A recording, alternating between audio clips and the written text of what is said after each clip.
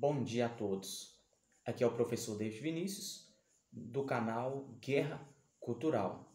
Vamos continuar os nossos estudos dentro da matéria homilética e dando sequência à primeira aula que foi dada há uns dias atrás.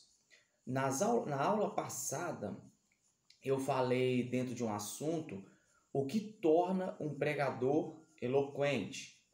Eu falei do assunto, da convicção e agora eu quero falar do conhecimento dentro do que torna o pregador eloquente. Então, dentro do campo do conhecimento, e aqui também eu abro o leque também para professor de escola dominical, pregadores, o professor de escola dominical deve conhecer no mínimo, algumas matérias, pelo menos o básico dessas matérias.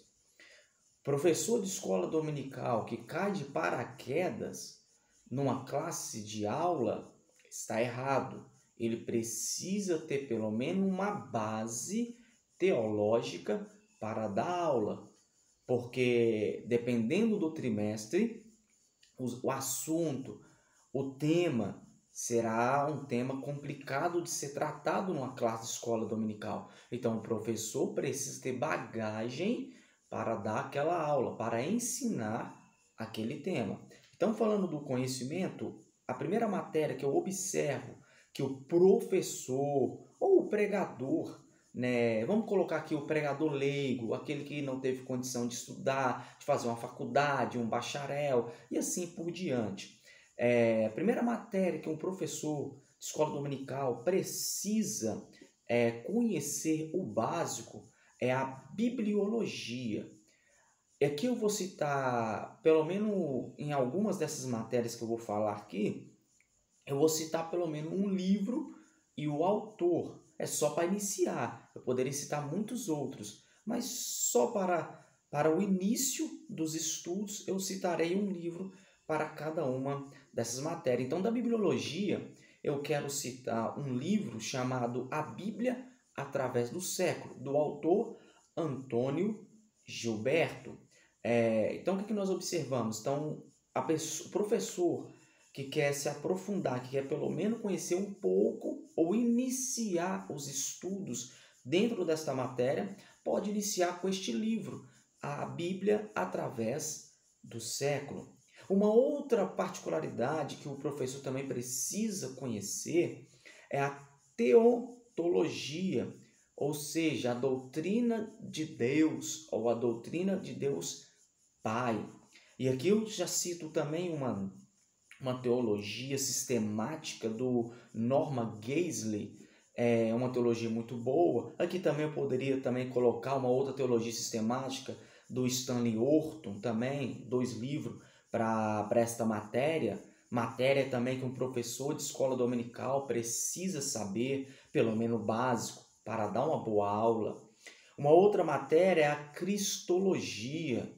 Cristologia, o estudo acerca de Cristo ou do Deus Filho. E aqui, falando um pouco sobre dentro dessa cristologia, não talvez propriamente dita a matéria da cristologia, mas que também cai dentro disso, eu cito um livro chamado Nossa Suficiência em Cristo, o autor John MacArthur. Ou seja, um livro também muito bom, um livro também profundo, que também pode aí te dar ao professor já o início do estudo dentro desta matéria. Igual eu falei, poderíamos citar muitos outros livros, mas estamos citando só alguns para que você possa iniciar os seus estudos. Outra matéria que o professor de escola dominical deveria saber de modo simples é a paracletologia, que é o estudo do Deus Espírito Santo, da terceira pessoa da Trindade. Aqui também eu cito um autor também, Stanley Orton. Ele tem um livro sobre a doutrina do Espírito Santo. Você também pode ali estar procurando este livro para se aprofundar neste estudo. Outra matéria que um professor também deveria saber, são matérias básicas para um professor, é a eclesiologia, o estudo acerca da igreja. Ou seja, então precisa também aprender sobre isso. E até porque nós temos aí uma gangue no nosso meio chamada os desigrejados, que bate contra a igreja, que não precisa ter igreja, que você pode congregar na tua casa e assim por diante. Então, se você conhecer bastante de eclesiologia, doutrinas sobre a igreja, nós vamos poder, né, também combater essa gangue dos desigrejados que nós temos aí no nosso meio. Outra particularidade, outra doutrina, a hamartiologia, ou seja, o estudo sobre o pecado, ou a doutrina do pecado. Aqui eu cito um livro, professor, pregador, para o início de suas aulas ou dos seus estudos, A Doutrina do Pecado, do autor Severino Pedro. Então, mais um livro aí para que você possa iniciar aí, né, os seus estudos. Uma outra matéria que o professor também deveria conhecer, pelo menos o básico, é a antropologia. A antropologia, que é o estudo acerca do homem, ou o estudo acerca do homem dentro da Bíblia, ou na visão bíblica. Que eu cito também um autor chamado Elber Campos. Ele tem 5 volumes sobre a antropologia. Também livros muito bons, livros bons, né, de uma profundidade também ímpar. Também indico este livro também. Outra matéria que eu também cito e acho importante para que um professor, o mínimo que o professor precisa saber, a soteriologia, que é a doutrina sobre a salvação. Então, a pessoa também precisa saber muito aí, né? Saber pelo menos um básico sobre a doutrina da salvação. Tem outra doutrina, a doutrina da angelologia, que é o estudo sobre os anjos. E aqui não estamos falando de idolatrar anjos, né? De invocação de anjos, de ordenar anjos a fazer algo. Não estamos falando disso. Estamos falando um estudo sobre a angelologia, sobre os anjos dentro da perspectiva bíblica, e não dessas seitas diabólicas que nós temos aí, que invocam anjo, que invocam o arcanjo Miguel, essas pataquadas todas aí. A escatologia, outra matéria que o professor precisa saber, pelo menos básico, é a escatologia, ou seja, o estudo das coisas futuras. Então também o professor precisa saber. E aqui eu já quero citar um livro, né, um livro didático, um livro assim fácil de compreensão, né, que vai cair também dentro desta matéria também, que já é bom também para dentro dessa matéria, que é o Erros Escatológicos que os Pregadores Devem Evitar, o autor Ciro Sanches. Então aqui eu já cito também este livrinho aí, né, para que vocês possam aí, né, tá pesquisando aí de forma tranquila. Outra matéria fundamental, claro que são 3 juntas, né? A hermenêutica, ou seja, a arte de interpretar a Bíblia ou a ciência de interpretar a Bíblia. Professor que não conhece hermenêutica, é melhor largar a classe, estudar primeiro e depois voltar.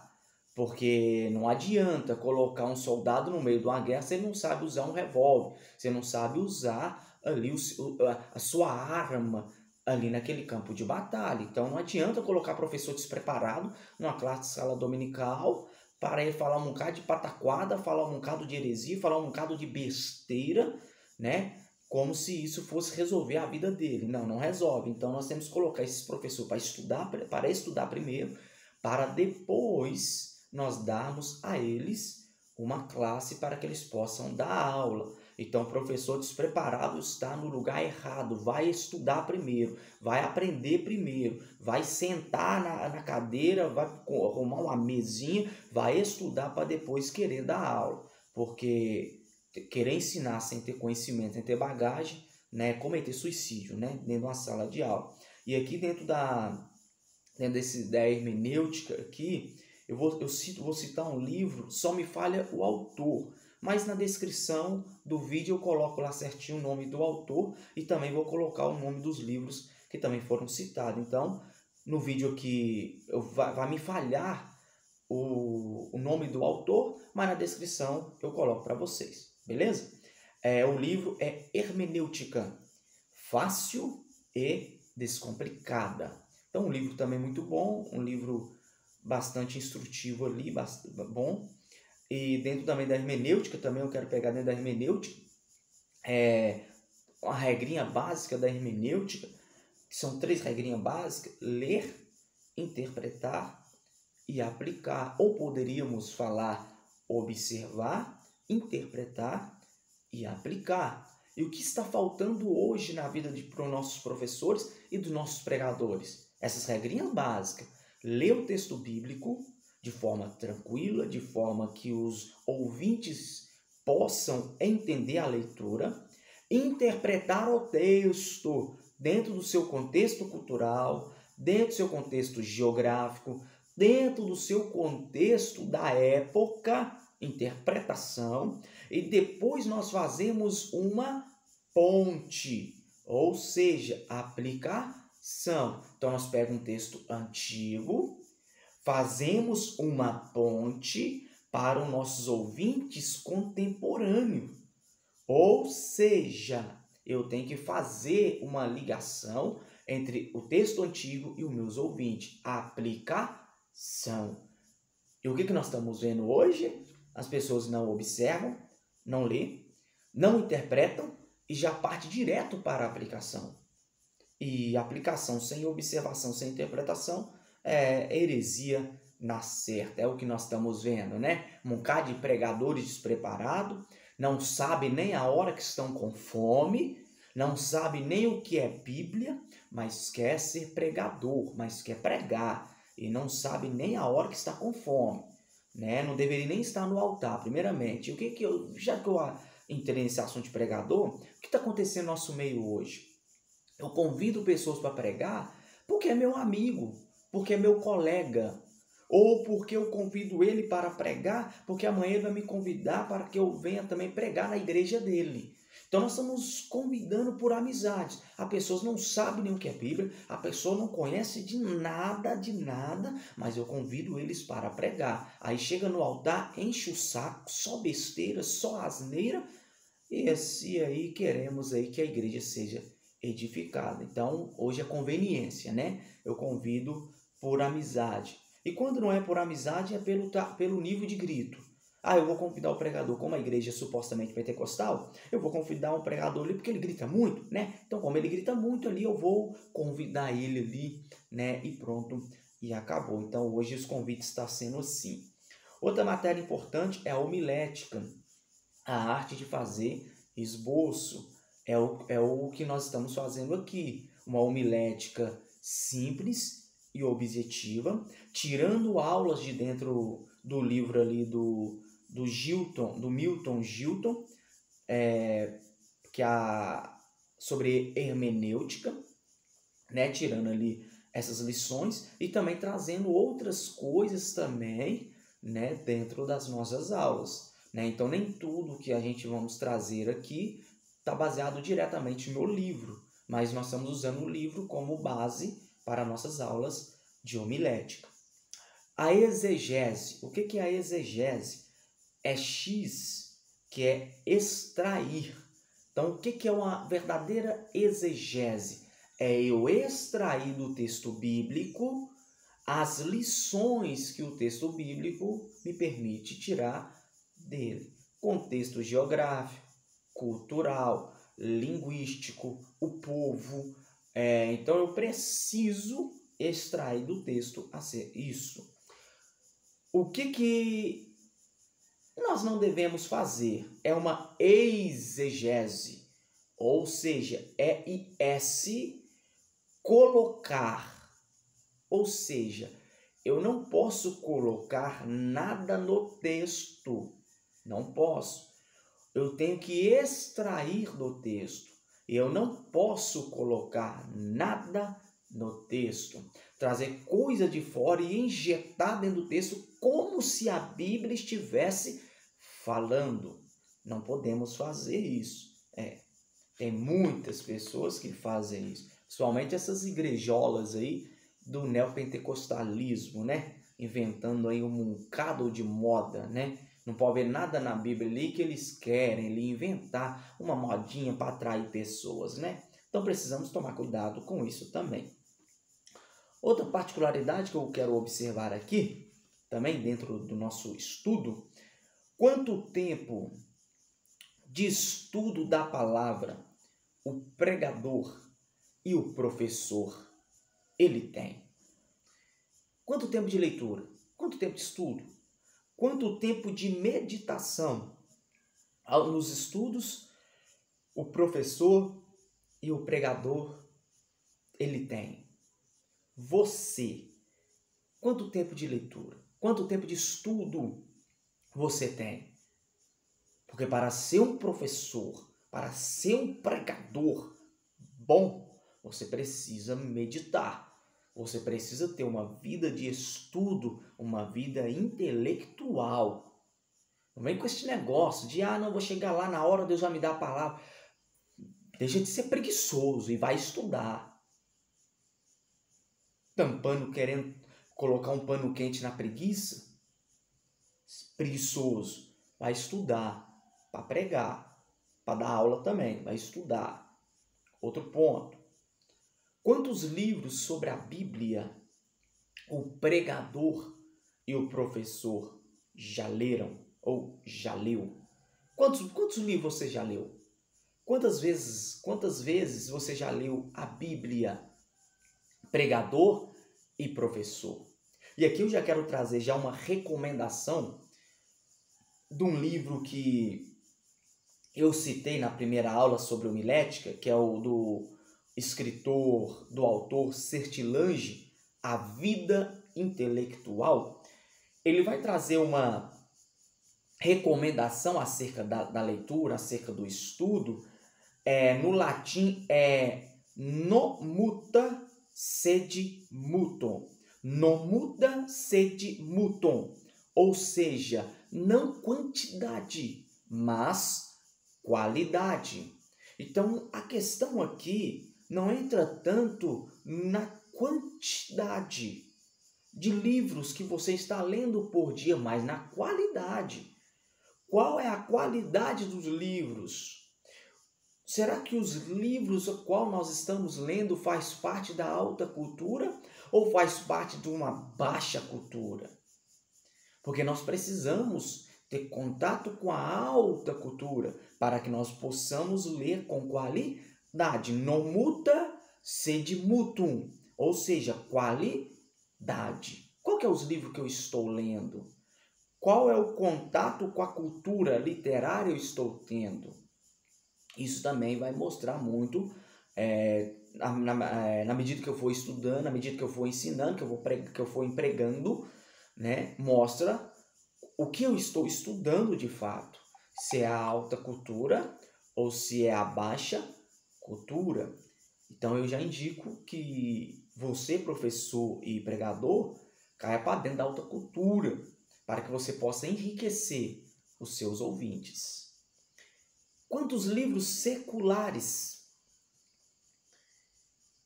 o pregador e o professor já leram ou já leu? Quantos você já leu? Quantos livros seculares você já leu? E falando até mesmo sobre escola dominical, o próprio Robert, né, o que deu o pontapé inicial ali da escola dominical na Inglaterra ali, século XVIII, se não me falha a memória, ele ensinava também matéria secular para aquelas crianças. E a escola dominical nasce disso, nasce dali.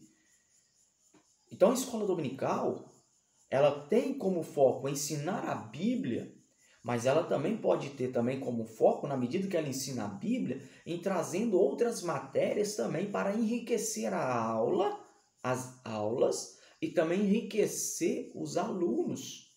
Principalmente nós que trabalhamos com jovens, crianças, adolescentes, precisamos disso, porque quando esses adolescentes, crianças, jovens, chegam na escola, A escola foi treinada para fazer o quê? Para emburrecer os alunos. E aqui eu já cito um livro do John Taylor, O Emburrecimento Programado. Se eu lembrar na descrição, também vou deixar também certinho também escrito este livro lá, né, o nome do livro e o autor. Dentro desse livro ele fala sobre esse emburrecimento programado, o qual a escola foi treinada para isso, para emburrecer os seus alunos. Nós temos alunos com 15, 16 anos que não sabem escrever direito, não sabem ler direito, e estão passando de série uma atrás da outra. Então a escola foi treinada para emburrecer. É o mal do nosso século, é a escola que é emburrecendo os nossos alunos. Então o professor de escola dominical tem que fazer esse contraponto. Tem que trazer a Bíblia como foco, a Bíblia é o foco, mas todas as vezes que for necessário que dê para trazer no meio das aulas essas outras matérias seculares, traga. Ensina para que os nossos alunos possam ser alcançados numa totalidade, não só na área espiritual, mas na área secular também. Então precisamos fazer isso. E falando aqui sobre matérias seculares, eu quero pegar uma parte de um livro que é do Cláudio Honor de Andrades. O título do livro é Teologia da Educação Cristã, página 25. Abro aspas. Se a tradição judaica estiver correta, a maior realização de Esdras como pedagogo foi o estabelecimento das sinagogas durante o exílio judaico em Babilônia. Esdras, juntamente com outros escribas e eruditos, houveram por bem fundar uma escola que funcionasse como lugar de adoração, como lugar de instrução e alfabetização e preservação da cultura hebreia. Então, olha só. Então, se a tradição judaica estiver correta, segundo Cláudio Honor de Andrades,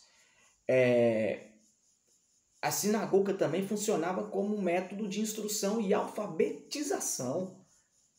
Está entendendo, professor? Não. Está entendendo? Então, nós, como professores, precisamos também trabalhar na área da alfabetização das nossas crianças e dos nossos adolescentes. Precisamos trabalhar.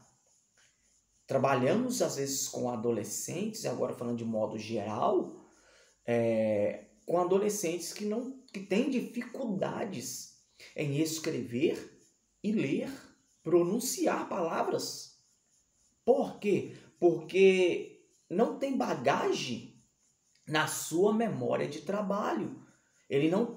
Esses adolescentes, essas crianças não tiveram contato diretamente com as palavras na escola. E estão sendo empurrados, estão sendo empurrados de séries. E a pessoa chega no ensino médio sem saber o mínimo da língua portuguesa, sem saber fazer conexões, sem saber fazer conjunção de verbo. Não sabe construir um período de uma frase. Ele não consegue. E o que nós, professores, temos que fazer? Pera lá, eu tenho que também agir nesta área. Eu ensino a Bíblia, mas eu também posso trazer ou ajudar na alfabetização dessas crianças ou desses adolescentes. Mas muitas vezes nós também só queremos chegar na escola dominical, domingo de manhã, dar aula, ir embora também, não estamos preocupados, não. Nem todos os professores que estão em escola dominical estão preocupados com a alfabetização, com a educação cristã. o que eles sabem fazer é cumprir tabela, é cumprir uma agenda. Chego no domingo de manhã, 8 da manhã, dou aula, 15 para as 10, subo para o templo da igreja, ali eles fazem o encerramento da escola dominical, eu despeço ali dos meus alunos, vou embora e acabou. Do outro domingo novamente eu faço a mesma coisa. Então nem todos os professores eles estão tão interessados na educação cristã. E eu, como superintendente da escola dominical, eu vejo que um professor ele não está interessado na educação cristã, não está interessado no crescimento de fato espiritual e intelectual do aluno. Eu, como superintendente, já tinha tirado esse professor há muito tempo da frente de uma sala de aula. Não tem esse negócio não, a obra de Deus é coisa séria. A obra de Deus não é bagunça, não é a casa da mãe Joana. A obra de Deus é coisa séria. Então já tinha tirado há muito tempo e falava com ele, tu estuda, tu se aprofunda, depois eu ponho você de volta na classe. Mas fora disso, tá fora da classe de escola dominical. Não é? Ah não, vamos ficar deixando, vamos deixar o professor matar a escola dominical. Vamos deixar o professor matar as classes. É o que nós estamos vendo. Professores matando classe de escola dominical. Aquelas aulas engessadas, aquele trenzinho morto, parecendo um cemitério. É isso aí, irmão, isso aí. É o que está acontecendo na nossa escola dominical. Por isso que muitas classes estão mortas. Por que estão mortas? Porque tem professores mortos dando aula.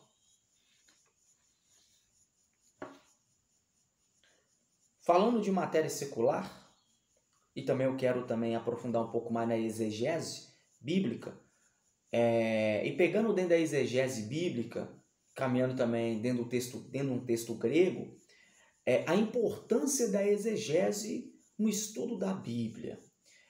Tem um texto de Mateus, capítulo 16, versículo 18, onde nós temos aquele debate, onde Jesus vai fundar a sua igreja, se é em Pedro, ou se é na confissão de Pedro, e que nós temos esse debate, onde a igreja católica, apostólica, romana diz que a base da cristandade é Pedro, porque a igreja foi fundada sobre Pedro, essas pataquadas todas, né? E o que nós observamos? Mateus 16, 18, a importância da exegese. A palavra Pedro no grego é Petros, que significa fragmentos de rocha. Então tudo bem, se Jesus está fundando a sua igreja sobre Pedro, fragmentos de rocha, não tem muita sustento. Então, convenhamos, continuamos lá. Pedra no grego, Petra, que significa rocha. Fundamentos inamovíveis. Se fosse fazer aqui uma comparação ou uma tipologia aqui bíblica, né, biblicamente falando, quem é considerado rocha? Cristo, Deus. É uma rocha, é um fundamento inamovível. Pedro, fragmentos. Pedra, rocha, fundamentos inamovíveis. Como é que Deus poderia fundar, Jesus poderia fundar a sua igreja em um ser pecador, em uma pessoa que pode ter altos e baixos, que a natureza é pecadora? A sua igreja vai falir, e de fato fale.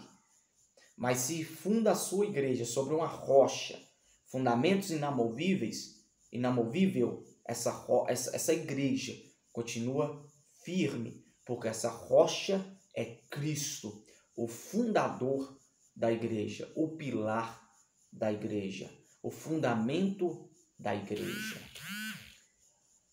Petros é nome próprio do gênero masculino, significa pedaço de rocha. Então não tem como a gente defender muito que Jesus fundou sua igreja sobre Pedro, porque Petros, que é Pedro, é o nome próprio do gênero masculino, pedaço de rocha. Petra é um substantivo comum do gênero feminino. Estão entendendo aí? Estou falando com calma para que você possa entender. O pronome demonstrativo epitolte, que significa sobre esta, encontra-se no feminino, ligando gramaticalmente a palavra feminina Petra. Estão entendendo a ligação com o texto bíblico? Sobre esta, está ligado com pedra, ou Petra, e não com Petros, Pedro. Pegou gramaticalmente? Pegou? Bora lá. Se Pedro fosse o fundador da igreja, Jesus teria dito: tu és Pedro, e sobre ti, epsoi, e não epitoute, sobre esta, e sim epsoi, sobre ti.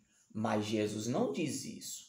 Jesus diz sobre esta, ou seja, tudo indica que é sobre a confissão de Pedro, que Jesus é filho do Deus vivo, a rocha, o fundamento da nossa igreja, o fundamento, o pilar que sustenta a igreja. Então, a igreja está fundada em Cristo. Cristo é a rocha que sustenta a igreja. A importância, né, tanto da exegese, tanto do grego, tanto da língua portuguesa. Então, isso tudo se faz necessário. Outra lição. Qual o tamanho da biblioteca do pregador e do professor? Agora dá uma apertadinha, né? Dá uma apertadinha. Por quê? Qual que é o tamanho da sua biblioteca, professor? Qual que é o tamanho da sua biblioteca, pregador? Mas é claro, nem todo mundo que tem biblioteca vai ser de fato intelectual ou vai ser conhecedor. Porque tem muitas pessoas que têm uma biblioteca, mas é burro, é um asno. Então, entende, né? Então, que eu não falo só de ter, eu falo de você adquirir o conhecimento da biblioteca a qual você tem. E aqui eu quero pegar um outro termo aqui no latim, que é ora et labora. Ora et labora.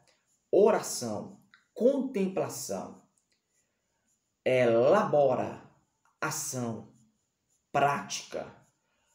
Equilíbrio na vida intelectual e na vida prática. Eu preciso ter um equilíbrio. A vida intelectual, oração, prática, contemplação. E na vida prática, praticar, colocar aquilo em prática. Aquilo que eu aprendo, transmitir para as pessoas aquilo que eu estou aprendendo. Então, o que não pode faltar na nossa vida, oração, contemplação, estudo não pode faltar nas nossas vidas. Então, se eu sou um professor, se eu sou um pregador, eu preciso ter isso na minha vida, em nome de Jesus. Aqui eu quero ler, né, uma citação, abre aspas. Não há qualquer contradição entre inteligência e a oração. Pegou? Não há contradição entre a inteligência e a oração. Então, não vem com essa desculpa. Eu sou só de oração e não tenho gosto de conhecimento, não. Deixa de ser maluco. Então, não há nenhuma contradição entre a vida intelectual e a oração. As duas andam de mãos dadas. Continuando. Nós devemos viver nesses dois níveis, oração e inteligência. Inteligência e oração, as duas juntas. Vamos lá. A inteligência nos ajuda a entender Deus. quanto mais eu busco, quanto mais eu aprendo a palavra, quanto mais eu estudo, mais eu vou entender Deus. Não estou falando aqui de totalidade, mas pelo menos de forma parcial, pelo menos de forma ali básica, eu vou entender Deus, porque a inteligência nos ajuda a entender Deus. Continuando, mas só a oração nos capacita a fluir da sua presença. Então, olha aqui, presta atenção. Uma via de mãos duplas. De mão duplas. A inteligência me ajuda eu a entender Deus. Mas a oração, só ela vai me fazer fluir da presença de Deus. Então as duas é necessária. A oração e a vida de inteligência. E a vida de estudo. As duas é necessária. Ou necessárias. Nós precisamos entender Deus pela inteligência. Nós precisamos fluir Deus pela oração. Fecha aspas. Entendeu? Inteligência, entender Deus. Oração, fluir na sua presença. Experimentar a sua presença. Então, as duas é necessário. Então, deixa de ser falastrão, deixa de ser conversador fiado, vai pagar preço em oração e vai pagar preço nos estudos também, em nome de Jesus. Quanto tempo de oração o pregador e o professor têm por dia? Quanto tempo de oração você tem por dia, professor? Quanto tempo de oração? Aqui também não fala assim que você precisa orar sem parar, 2 horas sem parar. Não estou falando isso. Eu estou falando quanto tempo você tira de oração para Deus. Quanto tempo? Quer ser um bom ensinador e um bom pregador? Crie o hábito de ler. Crie o hábito de leitura. Cria este hábito de ler. Eu não gosto de ler, David. Professor David, eu não gosto de ler. Tudo bem, pega livros pequenos, 50, 100 páginas, e ler. Começa a ler com calma, de forma tranquila, de forma assim, suave. E assim você vai adquirir o hábito da leitura. Então, adquire o hábito de leitura. Não queremos, falando ainda sobre essa nossa homilética, não queremos fazer convidadores, convidar para o culto, e sim evangelistas. Então, professor de escola dominical, o que nós queremos formar dentro das nossas classes? Evangelistas. Queremos formar ali pregadores, pastores, obreiros, cantores, que de fato façam hinos bíblicos, que exalta de fato a soberania, que exalta de fato quem Deus é. Nós precisamos disso. Então, a escola dominical pode sair muitas pessoas assim, no nosso meio. As palavras devem ser livres, bem pronunciadas e bem colocadas. Então, por que a importância de estudar e estudar a língua portuguesa? Porque as palavras precisam ser pronunciadas de maneira livres, bem pronunciadas e bem colocadas. Você não pode falar igual uma metralhadora, igual um locutor de futebol, falar sem parar. As palavras não ficaram livres e mal pronunciadas. Precisa, entendendo? Falar de forma tranquila, falar de forma assim, pronunciar bem as palavras. Ah, David, eu não consigo pronunciar bem as palavras. vai estudar e deixe de ser preguiçoso. Aqui não tem mamãe me chora, tá? Não tem esse negócio de ficar passando a mão na cabeça de ninguém, porque quem passa a mão na cabeça dos outros é barbeiro. Então aqui não, irmão. Vai estudar língua portuguesa e assim por diante. David, professor David, você pode me indicar algum livro aí que também pode me ajudar nisso? Cito aqui um livro bom, um livro bacana, o título do livro é Trivium, As Artes Liberais da Lógica, Gramática e Retórica. O Trivium, da autora Miriam Joseph. Então, um livro bom, ele vai tratar da lógica, que é a estrutura do pensamento. E aqui eu vou abrir um leque assim. A homilética também faz isso, né? Nos ajuda a organizar o nosso pensamento. E a lógica também pode nos ajudar também. Claro que estou sendo aqui muito simplista, né, nas minhas aulas. Então a lógica é a estrutura do pensamento, né? A lógica nos ajuda nisso também. A gramática também é bom para isso, né? Ou seja, a estrutura da língua, você aprender a estrutura da língua, entender substantivo, artigo, entender predicado, entender adjetivo, entender advérbio, é necessário entender toda essa estrutura da linguagem, estrutura da língua, para que eu possa pronunciar as palavras corretas. Não falo que você não pode errar nenhuma palavra, porque às vezes nós vamos errar sim, né? Porque nós não somos peritos em línguas portuguesas. Podemos errar, mas o que nós precisamos fazer é evitar o máximo possível os nossos erros, se tratando da nossa fala, né? Da pronunciação. E também dentro desse livro, o Trivium, vai tratar também da retórica, a estrutura da comunicação. Então olha para você ver, olha como é que a homilética ela vai puxar tudo isso. A homilética ela vai puxar a estrutura do pensamento, lógica. A homilética vai puxar a estrutura da língua, gramática. E a homilética vai puxar a estrutura da comunicação, a retórica.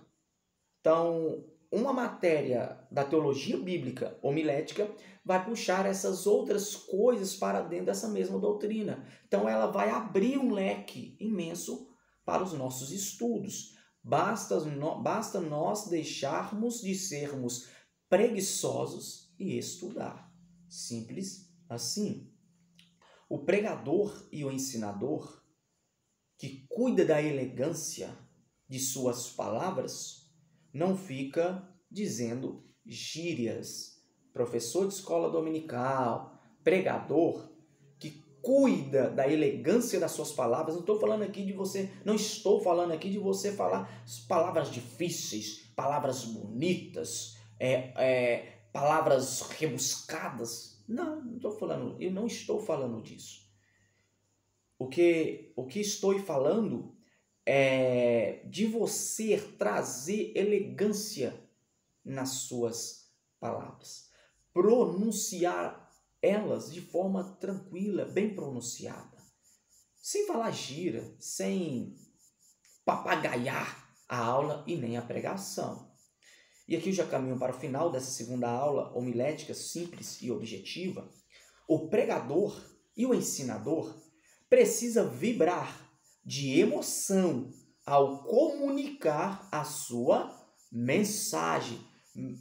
Professor, pregador, precisa vibrar quando estiver transmitindo, comunicando a sua mensagem. Obreiro mortos produz sermão morto, e sermão morto mata. Simples assim. Não adianta ficar gritando não, tá? Não adianta chegar no altar, ficar gritando, manipulando os ouvintes pular, gritar. Não adianta. Isso não adianta. Fechou? O que adianta é você pregar o evangelho, pregar a palavra do jeito que ela tem que ser pregada. Para finalizar, o evangelho precisa ser pregado com conhecimento, convicção. propriedade verbal e boa disposição. O evangelho precisa pregar com conhecimento.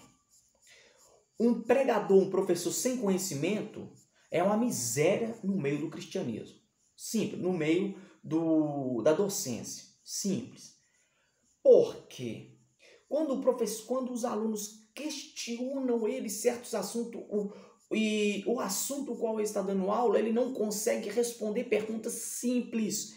Por quê? Falta conhecimento, falta bagagem. Está no lugar errado. Pronto, mano. Está no lugar errado. Vamos lá. Precisa ter convicção. Ou seja, isso que eu estou falando de fato é uma verdade absoluta.